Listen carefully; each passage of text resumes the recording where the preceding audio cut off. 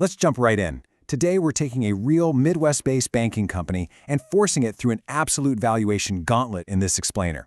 We're not just casually glancing at PE ratios here. We are going to rigorously stress test this stock using the exact frameworks of legendary investors to see if it actually survives the scrutiny. Here is the roadmap for our analysis.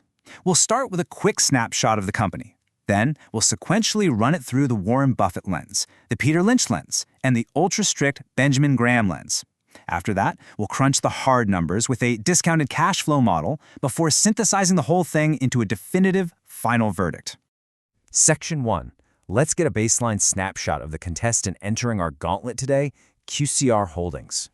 At the time of this analysis, QCR Holdings, trading on the NASDAQ under the ticker QCRH, is sitting at exactly $94.85 a share. They're a Midwest bank holding company that's been around since 1993, but what are we actually getting for that price tag? Look at this Q1 2026 data. The fundamentals are incredibly strong. We're talking a net income of $33.4 million, which is driven by a massive 31% year-over-year jump in diluted earnings per share, hitting $1.99. And check out that core deposit growth. It's growing at an annualized rate of 23%. That is serious foundational liquidity generation, and it's exactly the kind of stability we want to see before digging deeper. All right, Section 2, the Warren Buffett lens. Let's see if this business has a real moat. Buffett, he demands a clear economic moat, stellar management, and rock-solid returns. QCRH brands itself on a relationship-driven approach, which actually acts as a really sticky regional moat. Plus, they've got an executive team that has navigated decades of economic cycles. Financially, they're throwing down a highly consistent 15.4% adjusted net income compound annual growth rate and a 1.40% return on average assets. Those are exactly the kind of steady, compounding numbers that make a value investor sit up and take notice. But hold on, as analysts, we have to play devil's advocate. We've got to weigh that relationship moat against a slight recent hiccup.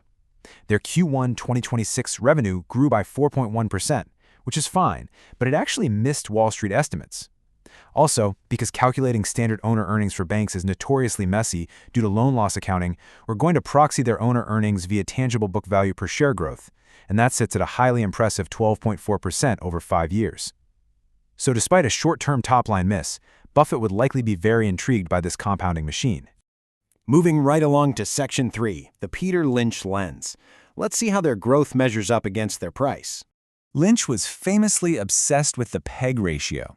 For the uninitiated, the PEG is just a beautifully simple way to see if you're overpaying for growth. The core idea is that a fairly priced stock will have a PE ratio exactly equal to its growth rate, giving it a PEG of 1.0. Anything under 1.0, and you've found yourself a bargain.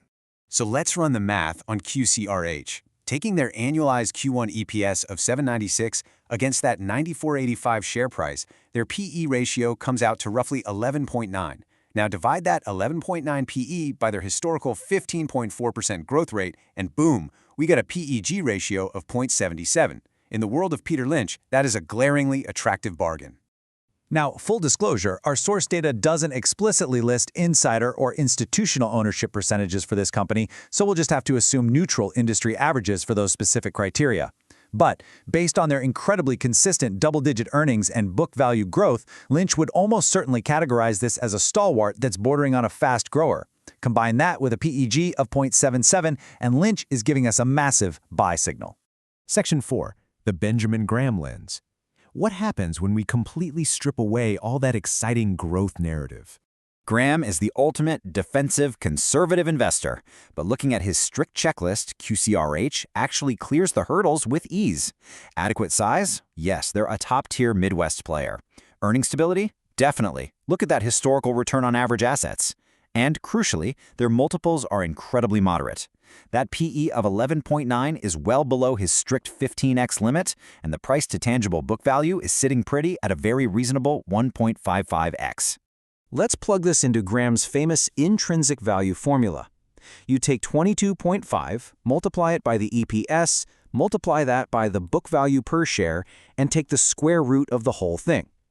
Using their annualized EPS of $7.96 and tangible book value per share of $60.89, Graham's hyper-conservative math spits out a strict intrinsic value of $104.42. So, does a $94.85 stock price offer Graham his coveted margin of safety when intrinsic value is $104? Absolutely. It's an almost 10% margin of safety at current prices. Even the godfather of defensive investing would see a highly viable target here. Section 5. DCF and Alternative Valuations. We've done the philosophical frameworks, now let's project the hard cash flows. Building a base case DCF means making some assumptions. Our sources don't give us the exact weighted average cost of capital, so we're just going to plug in a standard 10% discount rate. As for growth, we are playing it super safe. Instead of assuming they keep up their historical 15.4% pace, we'll model a conservative 10% growth over a 5-year window, tapering down to a 2% perpetual terminal growth rate, which roughly tracks GDP and inflation. Look at this sensitivity matrix. Even with those highly conservative assumptions, our base case right in the middle outputs a fair value of approximately $115.30 per share. This is a massive signal. It tells us that purely based on future cash-generating potential, the current $94 price tag is noticeably undervalued. And alternative models back this up entirely. If we run a reverse DCF, meaning we work backward to figure out what growth rate the market is currently assuming for that $94.85 price, it's only pricing in a roughly 6% growth rate. 6% for a company historically growing at 15%. Meanwhile, an S&P Global consensus of 5 different analysts sets a 1-year average target of $100.40. Section 6. Synthesis and Final Verdict. It is time to bring the whole gauntlet together. Look at this final scorecard. The pattern is undeniable. Whether you're using the ultra-strict Graham formula at $104, our projected DCF at $115, or external analyst consensus above $100, literally every model suggests fair value is comfortably in the triple digits. Plus, Lynch's PEG ratio is flashing bright green. Now, to be fair, we always have to weigh the scales. You have an incredible strength in that 12.4% tangible book value growth, but you do have to balance that against the risk of that slight recent deceleration in top-line revenue. However, looking at the big picture, their core foundation of net interest income remains exceptionally resilient. So blending the qualitative economic moat of Warren Buffett, the aggressive PEG ratio of Peter Lynch, and the conservative hard math of Benjamin Graham, our final verdict for QCR Holdings at $94.85 is a definitive buy. Honestly, it's pretty rare to see a stock pass all these completely distinct valuation frameworks at the exact same time. I'm going to leave you with this one thought. If our reverse DCF shows the market is currently pricing in a mere fraction of QCR Holdings' actual historical growth, expecting just 6% from a company that routinely delivers 15%, how long is it going to take for the rest of Wall Street to wake up and do the math? Thanks for walking through this explainer with me. Keep stress testing those fundamentals.